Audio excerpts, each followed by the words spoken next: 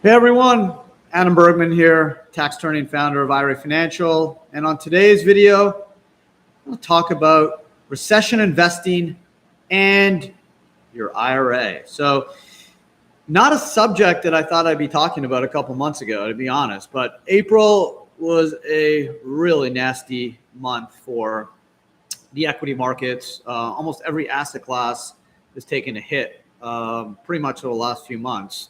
And I'll throw some statistics out there, and then we'll talk about some of the things you can do to protect your IRA and also ultimately self-direct your IRA to protect yourself so you don't lose any money during a period of financial downturn. So the NASDAQ fell 13% in April 2022. That was the worst performance since 2008, since the autumn of 2008, which we all remember as the financial crisis. The NASDAQ's down about 20% for the year, which is basically bear market territory. The S&P 500 is off to the worst start since 1939. Okay, cryptos are down. Everything's down except residential real estate. To be honest, commercial real estate's down. Bond market's even down. Gold has stayed up. Gold's up around 4 or 5%. Silver's down. So it's a tricky year in terms of what safe haven is out there in terms of investment. So I'm just a tax attorney. I'm not going to give people investment advice. I'm not going to tell people what to do with their IRA, but I will give you some tips in terms of what are efficient ways to diversify your retirement portfolio. What are some of the things you can do, you can't do in an IRA? And from my experience back in 2008, 2009, having helped thousands of retirement investors protect their assets from the 2008, 2009 financial crisis and some of the returns I've seen them generate over the years, I think I have some pretty good insight to share with all of you. So let's talk about the first thing, and the same theme that I've mentioned in many videos, podcasts, and blogs, and that's the idea of investment diversification, right? You don't want to put all your eggs in one basket. You don't want to have all your assets in one particular asset. Now, most Americans are focused heavily on equities, whether it's ETFs, mutual funds, stocks. That's where the majority of Americans have their retirement accounts, right? There's 60 million IRAs, approximately $12 trillion in IRA money, with 90% or so of IRAs exposed to alternative assets.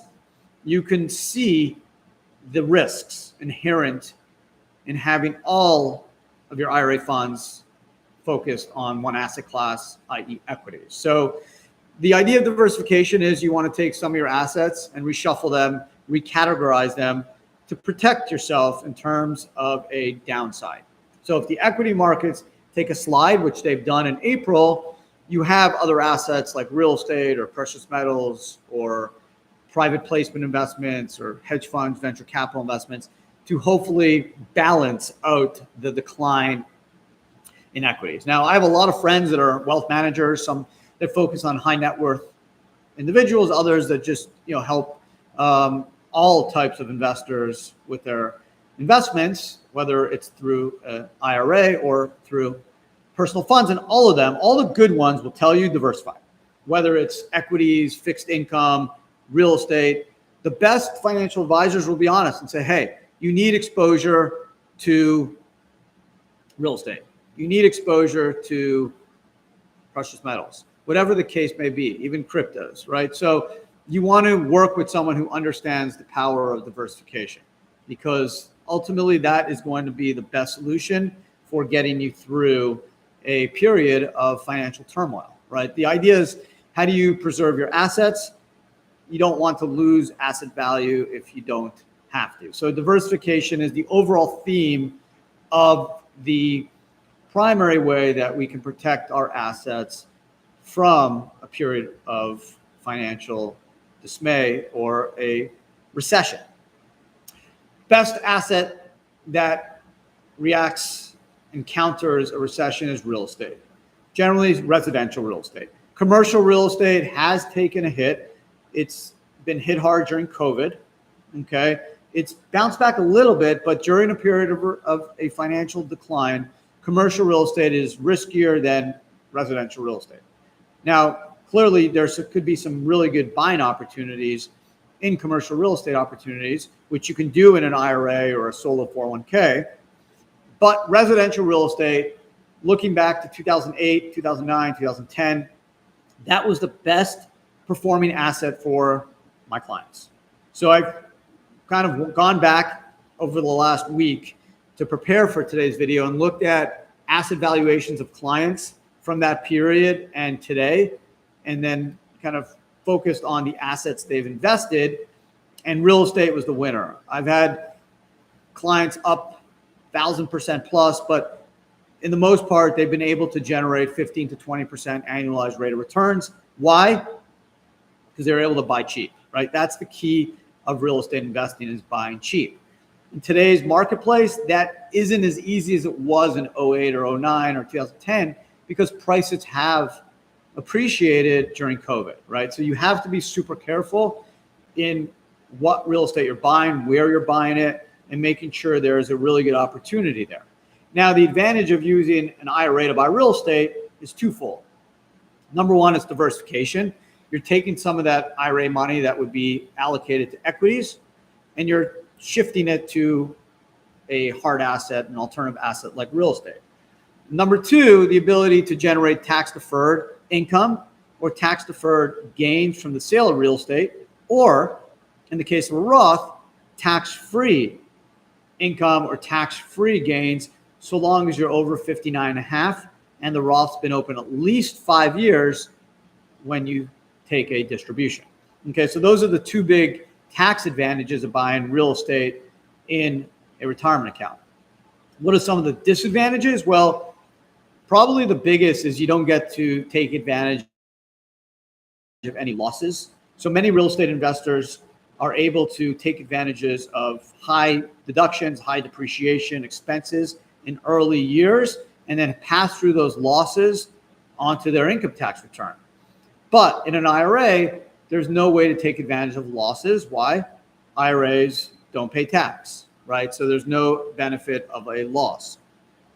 Same way, when you sell real estate, generally there's capital gains, okay? Whereas if you have a IRA and you sell the asset, there's no tax, which is advantageous. But when you take a pre-tax IRA distribution down the road, it is subject to ordinary income tax, not capital gains.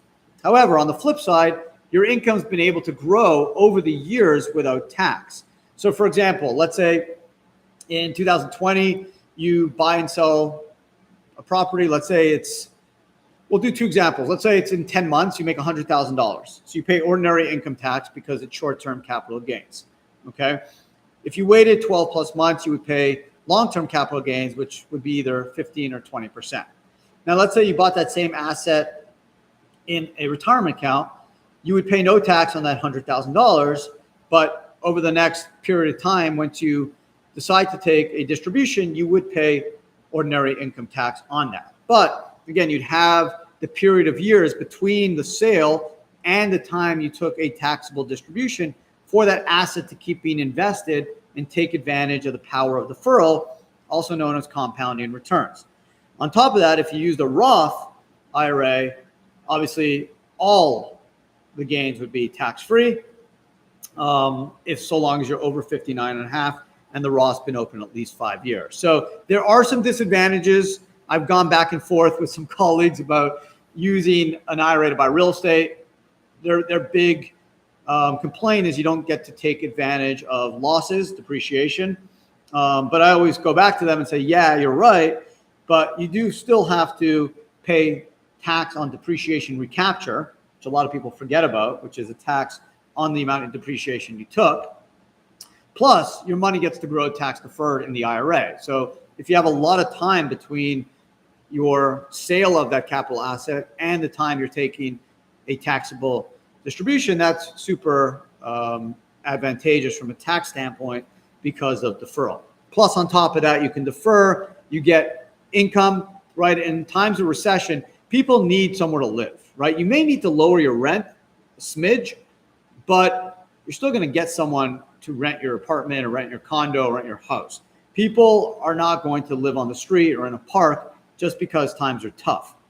they're going to find a way to put a roof over their head. So that's why in a recession, and based off my experiences and my clients' experiences in 2008, 9, and 10, residential real estate was by far the most successful asset class for my self-directed IRA investor. So that's a really good tip, that if we're in a period and we're getting close potentially to looking at a recession, the Fed will raise interest rates soon. That could put more pressure on real estate prices. I've talked to a lot of real estate investors over the last month or so who said, Adam, we're on the sidelines. We got lots of cash and we're waiting, because when prices drop, we're going to jump in and capitalize. And that's the beauty, just what IRA Financial does is we let you open an account on our app.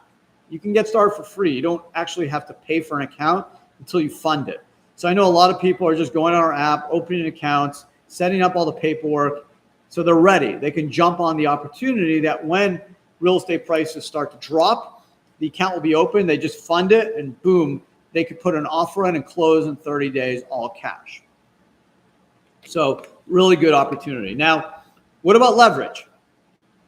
Most real estate investors want to use other people's money. That's leverage. A couple things which I've talked repeatedly over the years about a non-recourse loan.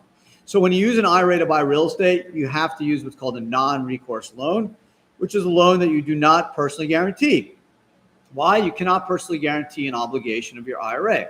That's pursuant to Internal Revenue Code section 4975. So that is why the loan must be non-recourse. Now, to add a wrinkle to that, if an IRA uses leverage, non-recourse loan, and there's net income above $1,000 that's allocated to the IRA, there's a tax known as the Unrelated Business Income Tax, or UBIT, that is allocated to that IRA. So here's an example. Your IRA puts in $100K and borrows $100K from a third party, a bank, for example. And I have a slew of non-recourse lenders that I can share with you if you're in the situation. Generally, they require at least 35% down because the loan is not personally guaranteed by the IRA owner. So based off the example, you put in $100K personal and you borrow $100K from your IRA. So you have a situation where it's 50-50 debt to equity ratio.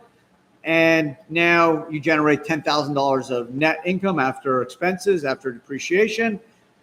What happens? The UBIT tax will tax 50% of the $10,000. That equals the debt finance portion of that asset.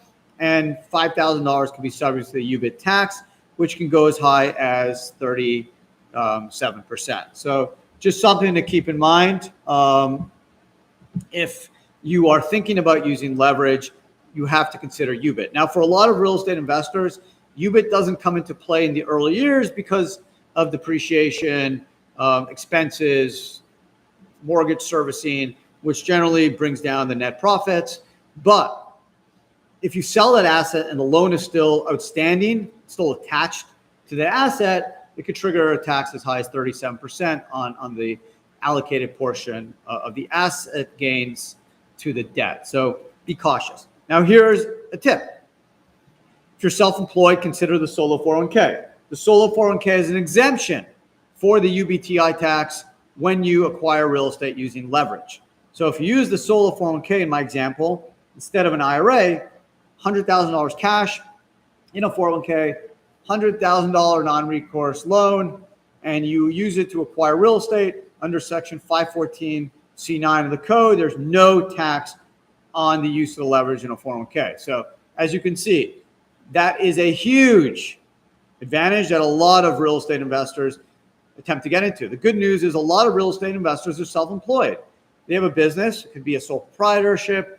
It could be a corporation, C Corp, S Corp, LLC, where they have no full-time employees other than owners of their spouses.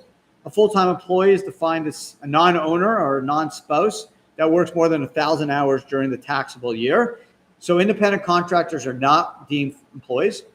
So if you don't have any non-owners, full-time employees, not including spouses, you can set up a solo K and then use leverage without triggering the UBIT tax, which is a huge advantage. Other than real estate, what else works well? Gold. right? Gold is seen as a really good, I would say, complement to a drop in equity markets. It really counters it very well. If you look at from 2008 to 2010, gold was up 100%. There's good history. There's good precedent to say that gold will do well in a tough economic time. Now, the downside of gold is it doesn't generate any income, right? It's just a hard metal that stores, that should appreciate in a difficult financial time, but there's no guarantee. On that, what can you buy in an IRA? So a lot of people think that gold is a collectible, and it is. But Section 408M in the Internal Revenue Code, which defines a collectible for tax purposes, has a special exception for certain precious metals like bullion gold, silver, or palladium, or bullion coins, state minted American Eagle type coins. Bullion means it needs to have a certain finesse, like 0.99% finesse, needs to be of certain high quality. As long as you can satisfy those requirements, and this is an important and, the metals or coins are held in the physical possession of a depository. The McNulty case, which was just released several months ago, is clear that you cannot physically possess gold or coins in your residence, okay? So irrespective of what you hear on the internet or what you may read online, you must hold IRS-approved coins or metals in a physical depository. You can't hold them in your pocket at home. You can't do that. It has to be held by a U.S. trustee, and basically that's a U.S. depository. That's not my rule. That's in the tax code under Section 408M. So that's an important reminder. If you are looking to buy gold or gold coins or American Eagle coins in an IRA, 401k, you need to hold them in a depository. You can't hold them under your bed or in your home. Okay, so that's super important. In a time of recession, cash is king. Cash doesn't go down. Stocks go down. Cash doesn't go down. On the flip side, cash doesn't go up either. So you don't want to hold too much cash. But when assets drop in value, cash is king. Okay. Now, depending on where inflation is, you don't, again, want to hold too much cash because your cash doesn't generate any returns. It loses value, but it doesn't lose potentially as much value as an equity like Netflix that's dropped 65% this year. So cash is good to hold, especially in a tough economic time, but you probably don't want to have all your assets in cash, okay? And that goes back to another reason why people like to buy real estate in a time of economic turmoil is cash flow, right? If you have rental real property, you're always going to have a tenant paying you cash. Now, maybe you don't get your maximum rental rate, but you're going to have cash flow coming in, okay? And yes, rents do adjust. Could be a year lease or a 2-year lease, but you will have the opportunity to increase or decrease your rent, and you still will have the opportunity to get cash flow from a renter, which proves super valuable in times of financial crisis. Again, I saw this going back to 2009, 2010 with my clients. They were super happy to have real estate, rental real estate, where they had the cash flow coming in each month. They didn't have to worry about selling a private equity investment or a equity investment that has now dropped in value that they now have to sell, whether it's Apple or Netflix or almost any equity that's dropped this year. Everyone's reluctant to sell a declining asset unless you really, really have to. So not being in that position is a win, and having rental real estate will allow you to have cash flow without having to force sale an asset that's already been depressed, like a Netflix. So how else do you get cash out of an IRA? So there's a couple other ways to get cash flow out of your IRA. And I wanted to focus on this and kind of end on this because there's tax efficient ways of doing it. Now, you can always take a taxable distribution. If you have an IRA, you can take a taxable distribution anytime. Unlike a 401k, you don't need to trigger an event. So if you're under 59 and a half and you have a traditional IRA, you do have to pay tax and or a 10% and a 10% early distribution penalty. Okay, so taking a taxable distribution is sometimes necessary, but there is a tax ramification. So remember that. Okay, if you're over 59 and a half, it's just income tax. If you have a Roth IRA contributions can always been taken out tax-free as a distribution. So if you've put in $5,000 in a Roth IRA in the last 10 years, and you have $50,000 of contributions and $150,000 in total value in your Roth IRA, the $50,000 of contributions you can always take out as a taxable distribution anytime. Okay? The earnings on that Roth IRA, you have to wait until you're 59 and a half and the Roth has been open at least 5 years. But you still have a cushion. Those contributions can always be taken out tax-free. So that gives you a little bit of a cushion to take those funds out if you really, really need them. Now, obviously, remember, Roth IRA is like gold, right?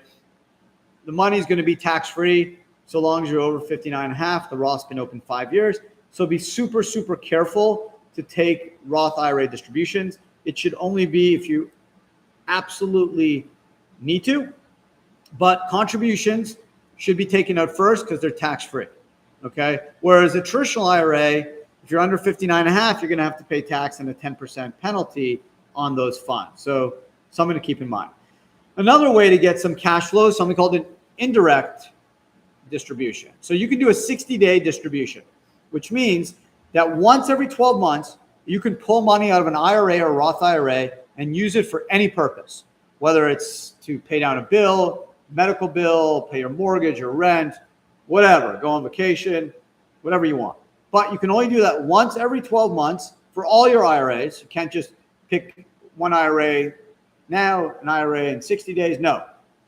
It's once every 12 months for all your IRAs in the aggregate, but you can get 60 days tax-free penalty-free use. So if you have some cash flow issues, like, hey, my rent's coming due, like my paycheck is not going to happen, I need the money for 2 weeks, 3 weeks, whatever, you could tap into that on a 60-day period, use those funds, but return it within 60 days to the IRA. It doesn't have to be the same IRA. It could be any retirement account, but the funds need to be returned.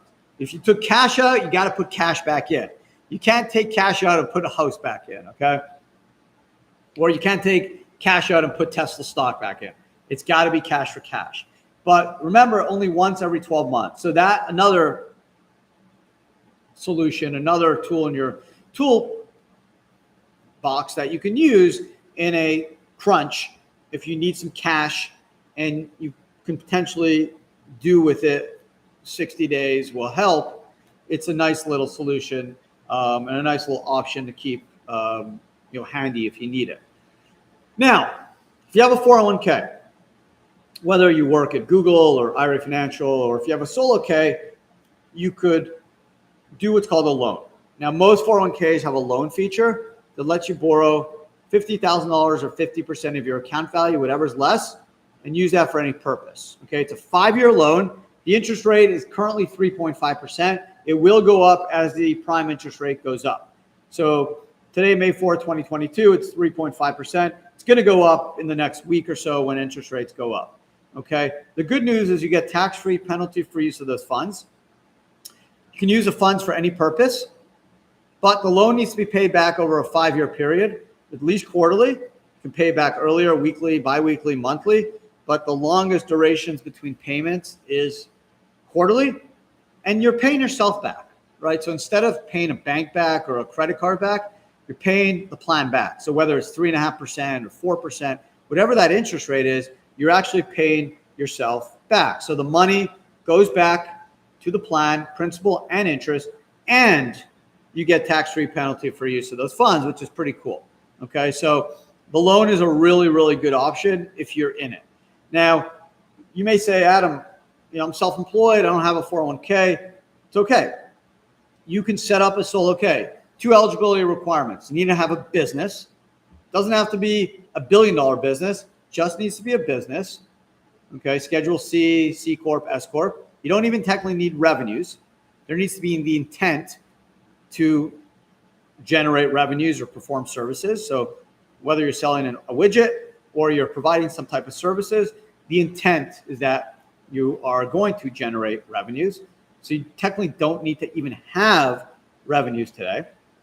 And you cannot have any full-time employees, as I talked about earlier, other than an owner or a spouse of an owner, okay? So you can have a business that has two owners and their spouses, and as long as you have no full-time employees that are non-owners, non-spouse, work more than 1,000 hours, you could set up a solo 401k and then roll money in it and then borrow against it. So let's say you had $100,000 in an IRA sitting there buying mutual funds or ETFs, and you need some cash for whatever financial issues you're dealing with, medical bills. You don't want to take a taxable distribution because you're under 59 and a half. You don't want to pay tax and a 10% penalty.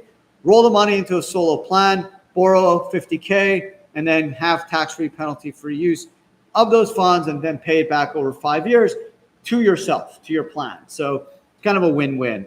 A lot of people don't realize that's an option. They rush into a taxable IRA distribution and they're stuck paying the tax. And now the money is outside of the IRA, so it's not able to take advantage of the power of deferral. So, be cautious. Now, there's also something called hardship distributions, but you'd have to satisfy them and show that you're really in financial despair and you don't really have any other options. The hardship distributions will let you take the money out, but you still will owe tax. You're just going to get around the 10% early distribution penalty, but you'll still owe tax. What else can you do to kind of protect your retirement funds during a period of recession? Safe equities. Okay, if you look back in 2008, the market tanked, but the consumer staples were down less than the overall market. So if you look, and I'll pull some statistics, if you look at the dot-com crash, consumer staples were down about 28%, which sounds horrible, but it's still better than the S&P 500, which was down almost 40%. So there are safe haven dividend-paying stocks where you can at least get some cash flow. Maybe you want to move out of tech, which is a little more volatile, and go to more consumer staples. But it's hard to pick and choose. It's hard to know what will be safe. Yes, precedent tells us that certain equities perform better in periods of recession, but that would mean you have to exit a stock like a Tesla or Netflix or Apple that has not done well, cash out, take a loss, and then allocate those funds to a consumer stock that may also tank. So not a perfect scenario, but you should know there are options. And that kind of leads me back to the first point of this video is diversification, right? If you're well diversified, when we hit a period of rocky financial time like we are in now, you may not have to shift or allocate drastically because you are still well positioned. Like I've worked hard over the last 10 years getting my assets in real estate, in cryptos, in equities, in private equity, hedge fund. Like I have investments in various investment categories. So yeah, I'm not thrilled looking at my stock portfolio over the last 2 months. It hasn't been pretty, but again, all my assets aren't tied in. So I'm sleeping well at night. I know my real estate's done well. I know my private equity is going to do well because it's invested in really good private businesses. Yeah, my cryptos have not done great. Precious metals have. So when you add it all together, I have a very good balance, and I'm sleeping as well as I could at night based off the market turmoil. So I know I would not be sleeping as well if all my money was tied into tech stocks, which I have quite a few friends that have been so heavy in tech stocks over the last 2 years. Now they've killed it and they're still up, but they've given a lot of their returns back. Whereas in real estate, like I got cash flow coming in from rental properties. My real estate assets also appreciated. It's still appreciating. So even if it drops, the cash flow I'm getting from my rental income, like I'm good on that. Even if the asset drops and drops even considerably, the rental cash flow I'm getting on a monthly basis is huge and is all going into my Roth tax-free. So I'm pretty comfortable with that. Yes, I know the equity market will pick up whether it picks up in 2 months, 6 months, 1 year, like eventually it will go up again. So I'm not as concerned. And again, if you're a retirement investor, you should be a long-term investor. So a recession should actually be a good opportunity. I'm not saying that's good. Like no one wants to be in a period of financial difficulty, whether it's, God forbid, losing your job or seeing your investments drop. But if you've invested and have a considerable size of your asset values in IRAs or 401ks, this is a great opportunity. I can't tell you how many clients of mine dating back to 08 and 09 have literally made themselves millions of dollars because they jumped in 08 and 09, took advantage of that opportunity when real estate was down, when equities were down, and they've hit home runs. And they've just stayed the course. They bought good assets, and they just added to it over the years. And now I have quite a few of those clients have multi-million-dollar IRAs and Roth IRAs because they were able to buy in at a good time. So I'm not sure when the right opportunity is going to be to buy in from a real estate standpoint, but if you have cash on the sidelines, I can promise you that real estate will drop with interest rates going up. And if you have cash and you're ready to attack when the opportunity presents itself, you will be in a really good opportunity. So that's why I've talked to people over the last months saying, hey, just go on our app, set up an account. You don't have to pay us anything. Like it just takes 5 minutes of your time. And then when you fund it, you can pay our fee. If you don't fund it, you'll never pay us. That's fine. But get ready, because when the market starts dropping from a real estate standpoint, you want your gunpowder. Okay. You want it. So then you can literally cock and go for it, right? You just clock it up and go. So you don't have to wait the extra 10, 15 days to kind of get everything set up. Get the account set up. If you need to set up the LLC, set it up. If you need to set up the 401k, set it up. Get that all going. Once you find your opportunity, prices drop, do a quick rollover, bang, execute your transaction quicker than anyone, because you're going to have cash. So there's going to be some really good opportunities in the next 6 months. I've seen it. Recessions suck.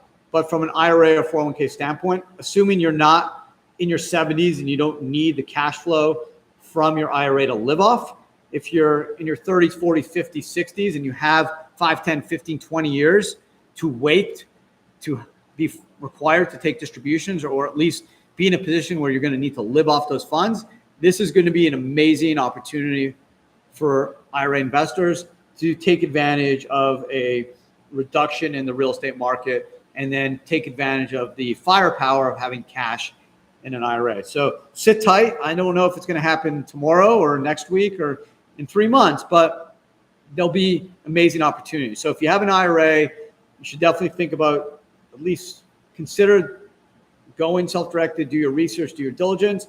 And the beauty, again, of IRA Financial is you don't have to pay us a penny until you fund it. So you can get set up, you can get everything going. And when you fund it, you'll pay us. If you don't fund it and the investment never materializes, the equity markets come back, you feel comfortable just going and doing your stocks, mutual funds, no big deal. You can just close the account or just never fund it, and you just wasted 5 minutes of your time setting up your account on our app, which is actually super easy to do. But at least you'll be ready to go. So I hope the recession, obviously for all of us, no one wants to see a recession, but from an investor standpoint, part of me kind of wants to see real estate drop, because there's some properties that I've been eyeing that I want to jump into, and I know I'll have more leverage when interest rates go up and when the marketplace isn't as competitive. So definitely keep an eye on it, and this could be another amazing opportunity. COVID obviously accelerated growth in the marketplace for all assets, traditional and alternative. And now we may be seeing a pullback, and with every pullback comes huge opportunity.